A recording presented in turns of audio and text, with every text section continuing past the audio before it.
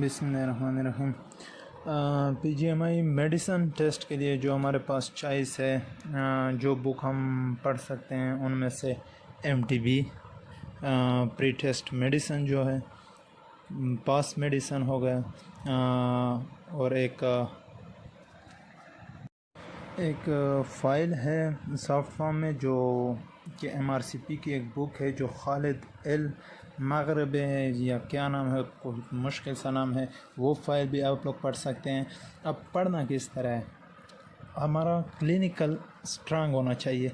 MCQs के book पे आप लोगों ने मुकम्मल वो नहीं करना है, मतलब आप सिर्फ एमसीक्यूज़ की बुक पढ़ दें और आप लोग कहें कि मैं टेस्ट में अच्छे मार्क्स ले लूँगा, इस तरह नहीं हो सकता। बेसिक जो है वो एफसीपीएस पार्ट 1 की आप लोगों की तैयारी अगर अच्छी है तो बेसिक 10% एफसीपीएस पार्ट 1 की तैयारी हो सकता है।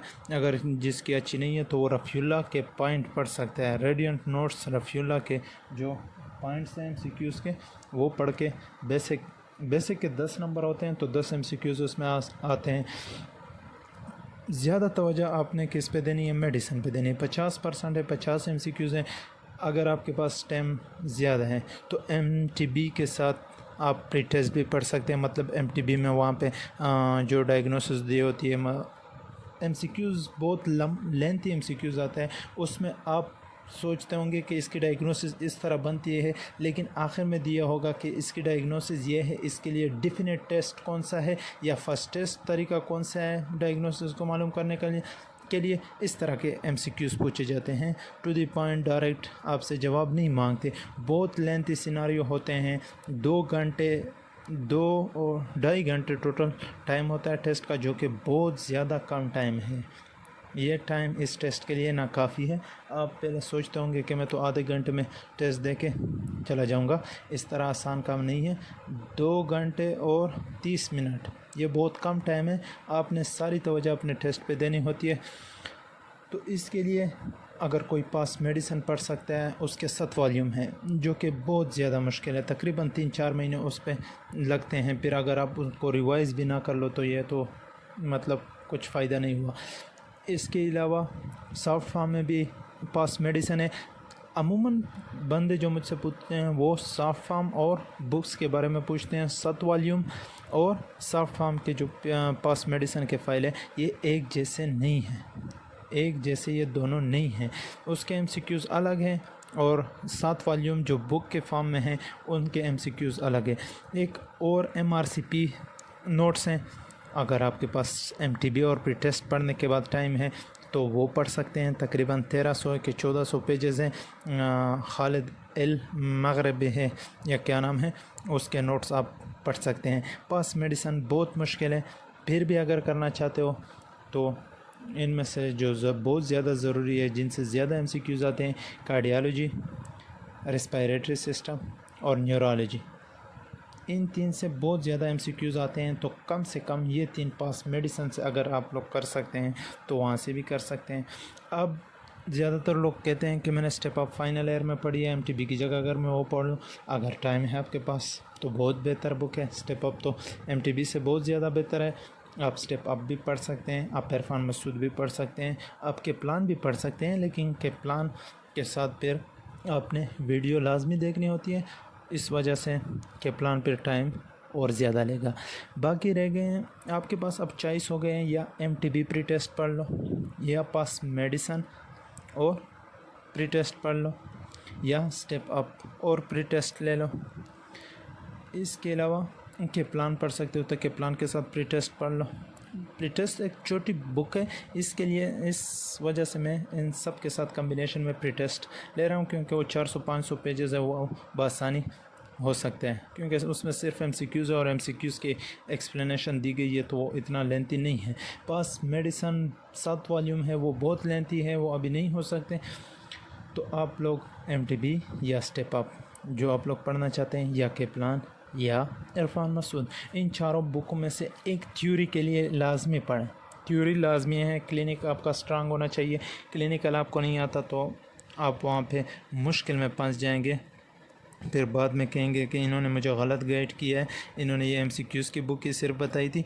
थ्योरी लाजमी करें। क्लिनिकल ये पीजीएमआई का एक ऐसा टेस्ट है जिसमें आपके basic, clinical, English, communication skill, by state हर चीज़ चेक करते हैं। ये बाकी माइनर्स हैं। इंग्लिश पे भी आपने ज़्यादा फोकस रखना होता है, टेंसेस सीखने हैं, एडवर्ब्स है, वर्ब है, एंटीमनी है, साइनामियस है, ये सब चीज़ें आप लोग किसी जूनियर से भी सीख सकते हैं, एफएससी के बंदे से भी सीख सकते हैं, किसी टीचर से सीख सकते हैं। जिस तरह हो इसमें कोई शर्म महसूस ना करें, आपको सीखना है, ये टेस्ट क्लियर करना है। 20 नंबर हैं इंग्लिश के। इसके अलावा एथिक्स है। एथिक्स के बड़े ट्रिकी क्वेश्चन आते हैं। बहुत से लोग जो फेसबुक पे पोस्ट कर रहे हैं उनमें से अक्सर जवाब गलत पे सब राज़ी होते हैं कि यही है।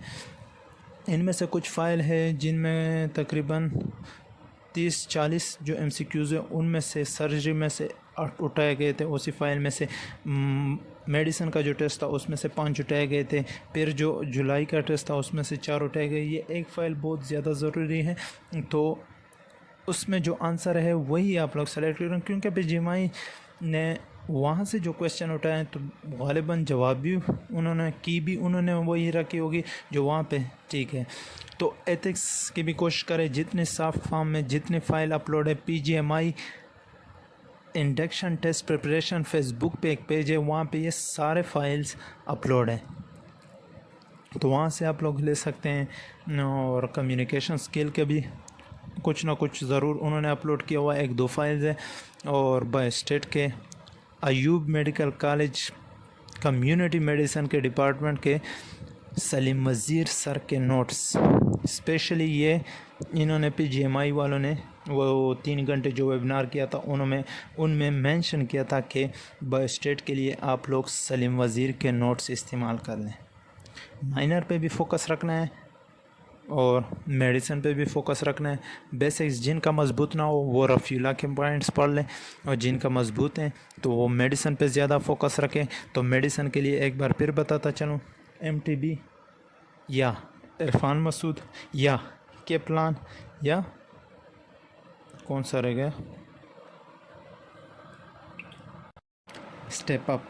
ज़्यादातर बंदे कहते हैं कि हम MTB के बजाय स्टेप अप पढ़ना चाहते हैं, तो वो स्टेप अप भी पढ़ सकते हैं। तो ये मेरी चॉइस है। ज़्यादा बुक सेलेक्ट ना करें, 2 सेलेक्टिव बुक्स रखें, एक प्री टेस्ट लाजमी रखें क्योंकि उसमें सिर्फ MCQs है। एक MTB या स्टेप अप या केपलान या इरफान मसूद, इन चारों में से एक बुक अपने पास रखें थ्योरी के लिए, ताकि आपका क्लिनिकल स्ट्रांग हो। सिर्फ MCQs पे आपने भरोसा नहीं करना। होप कि मेरी बातें आप लोगों की समझ में आ गई होगी। इससे ज़्यादा तफसील से तो मैं नहीं बता सकता हूँ। इन चीज़ों पे फोकस रखें। कोई भी सिर्फ MCQs की बातें ना करें कि बस सिर्फ MCQs पास मेडिसिन में कर लूँगा, पास हो जाऊँगा। नहीं, बहुत अनप्रेडिक्टेबल टेस्ट है, बहुत ही बकवास टेस्ट है। कुछ पता नहीं चलता कि कौन सा कहाँ से आएगा। बुक्स कोई भी फिक्स नहीं है। 3 घंटे की जो उन्होंने वेबिनार रखी थी उनमें उन्होंने बताया था, इसी तरह बताया था कि जो बुक्स हमने मेंशन की है वो सिर्फ आइडिया लेने के लिए मेंशन की है। कोई भी बुक या कोई भी MCQs कहीं से भी आ सकता है।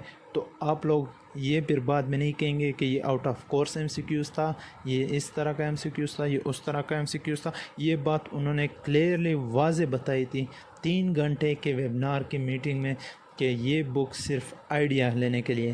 तो ये पिछले 2 जो PGMI के टेस्ट गुजरे हैं तो ज़्यादातर MCQs इन चीज़ों में से आते हैं, तो इसलिए सब यही बुक एडवाइस करते हैं। अब डिपेंड आप पे करता है कि आपने फाइनल ईयर में क्या पढ़ा है।